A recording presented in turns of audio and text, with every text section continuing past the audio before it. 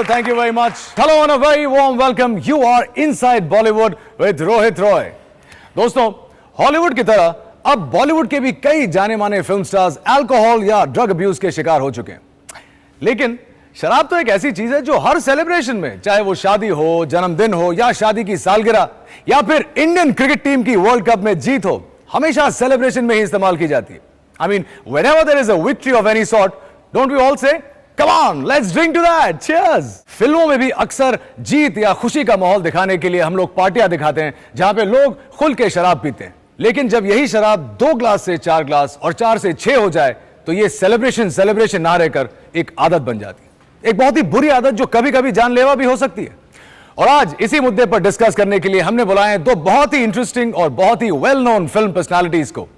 इनके साथ हम लोग चर्चा करेंगे कि कब सेलिब्रेशन टर्न्स इनटू एडिक्शन। दोस्तों, आखिर एडिक्शन का बॉलीवुड से क्या रिश्ता है?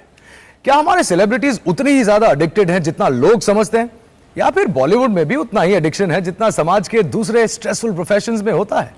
और आज इसी टॉपिक पर डिस्कशन करने के लिए सबसे पहले मैं बुलाना चाहूंगा एक ऐसे फिल्म मेकर को जिन्होंने रियल लाइफ फिल्म्स बनाकर एक ट्रेंड शुरू कर दिया था। इन्होंने अपनी जिंदगी में जितनी भी गलतियां की हो उसके बारे में हमेशा खुल के बोला है। He is been very vocal about it. और जहां तक एडिक्शन का सवाल है, खासकर एडिक्शन का सवाल है, इनके एक ही झटके में शराब छोड़ने की कहानी अपने आप में दूसरों के लिए एक प्रेरणा रही है। और तो और इन्होंने एक अल्कोहलिक फादर और उसकी बेटी के रिश्ते पर एक बहुत ही टचिंग और सेंसिटिव फिल्म भी बनाई। Ladies and gentleman, please help me in welcoming the one and only, the irreplaceable Mahesh Bhatt.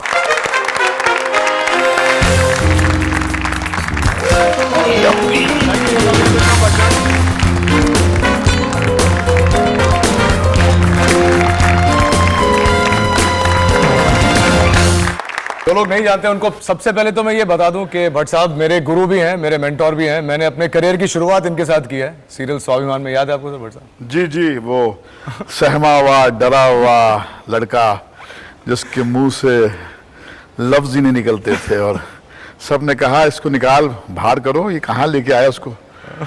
हमने कहा कि अगर इससे एक्टिंग नहीं होगी तो किसी से एक्टिंग नहीं होगी। आज तुमने वो मेरी बात सच कर दिखाई। थैंक यू भट्ट साहब।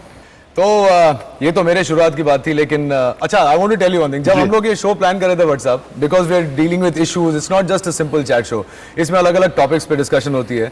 हम लोग हर टॉपिक में, हर एपिसोड में आप ही को बुलाना चाहते थे, क्योंकि बॉलीवुड में जहां कहीं कुछ भी होता है, एवरीबॉडी वांट्स टू नो कि भट्ट साहब इस बारे में क्या सोचते हैं। देखिए, मेरी हर विषय पे राय है, जिस तरह मेरी घर की नौकरानी की हर विषय पे राय है, मगर शायद मेरी राय को अहमियत ज़्यादा दी जाती है क्योंकि स्पॉटलाइट मेरे पर है। मगर मैं अपनी राय को मेरी नौकरानी की राय से ज़्यादा ऊंचा नहीं मानता। मगर मैं अपने ख्याल पेशने से डरता नहीं हूँ, क्योंकि ज़्यादा में ज़्यादा क्या होगा, आपके ख्याल लोग सुनकर कहेंगे कि क्या बकवास कर रहा है, या कुछ लोग उससे एग्री करेंगे। और ऐसे भी कोई कहीं पर कोई स्कोर बोर्ड रख नहीं रहा है। हमको लगता है पता नहीं हमने कोई गलत एक रिएक्शन दे दिया तो पता नहीं कौन सी दुनिया तहस नहस हो जाएगी। मतलब खुद को बहुत इंपॉर्टेंस देते हैं लोग। हाँ, आई थिंक वो कहीं पर सेंस ऑफ ह्यूमर हमारे अंदर गायब है। तो मुझे लगता है कि एक विट और एक सेंस ऑफ ह्यूमर जिस मुल्क में नहीं है, उसका भविष्य ज़्यादा ब्राइट हो नहीं सकता। इसलिए इस मुल्क में बहुत ज़रूरी है कि हम एक सेंस ऑफ ह्यूमर कल्टीवेट करें, दूसरों पर नहीं, अपने आप पर, अपनी अब्सर्डिटी पर, अपनी बेवकूफ़ी पर। ये मान लेते हैं हम कि हम कितने होशियार हैं, मगर जब हम मुंह के बल गिरते हैं तो अपनी उन गलतियों को सारी उम्र छुपाते रहते हैं। काश हम अपनी हार को जेवर की तरह पहनते, जिस तरह हम अपनी जीत को पहनते हैं। हम अपनी जीत को मेडल की तरह बना के।